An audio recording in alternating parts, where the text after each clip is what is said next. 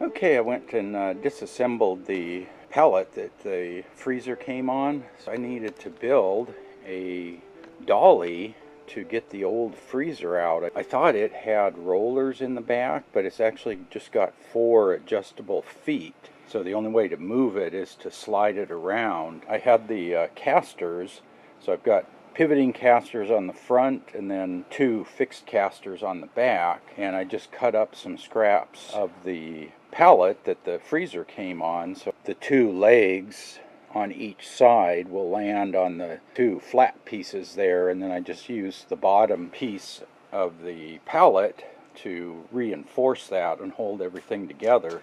So I think this should work here. So I think that'll let me at least get that under the freezer and then basically wheel it out. I've probably got to make a little room to get it through all the tight spots. So let me show you what the freezer looks like here.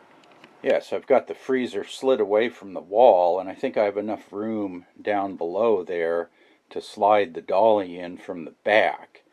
My plan is I'm going to get back there, put the dolly on the floor, and then lift the back of the freezer up, and then I can push the dolly underneath while it's supported up here.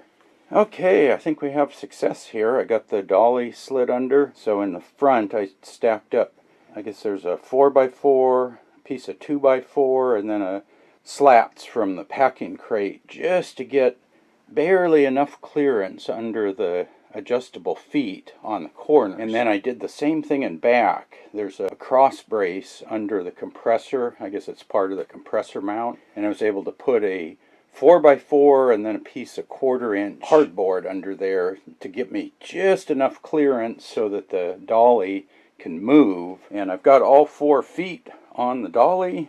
Okay, the freezer is gone. Yeah, it wasn't too bad getting it out of here to kind of maneuver it out and turn it and get enough clearance. I had to move my drill press out of the way. Actually, I had to move that one over that way, and then I had to twist this one over that way to get my clearance. But yeah, now I can get in here. I guess I'll get the walls cleaned up a little bit. Probably go over this with some drywall mud tonight, and then maybe tomorrow get a coat of primer on there, and then get some finish paint. Okay, here's the light fixtures I got for under the cabinet. So these are motion sensor. So I got 2 of these, and they're actually pretty nice. I've been running these over my lathe for the last 6 months or so, and they work really well. They've just got a snap-on bezel. You've got the motion sensor there, and these seem to be pretty sensitive, and you just leave them plugged in or leave them connected to 12 volts and they just run. You don't have to turn them on and off or anything. Okay, YouTube, let there be light.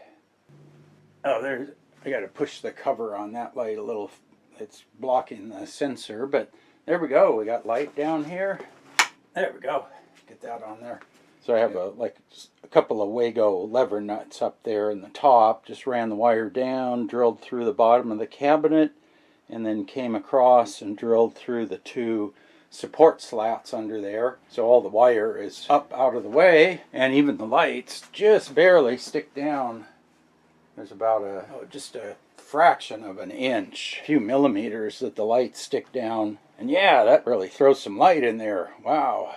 All automatic. They'll shut off if there's no motion out here.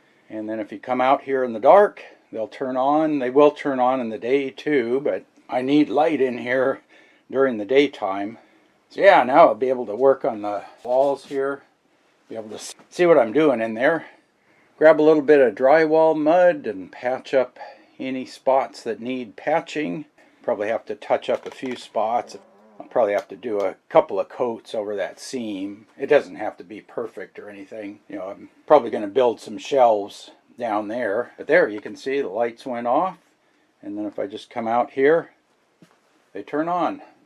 Yeah, so I'll come back and show you once all the paint is done and I get my wire mold. I got to get the wire mold painted, and then I've got to find a few clips for that. Get that attached to the wall, and yeah, stay tuned for the next video. And as always, thanks for watching.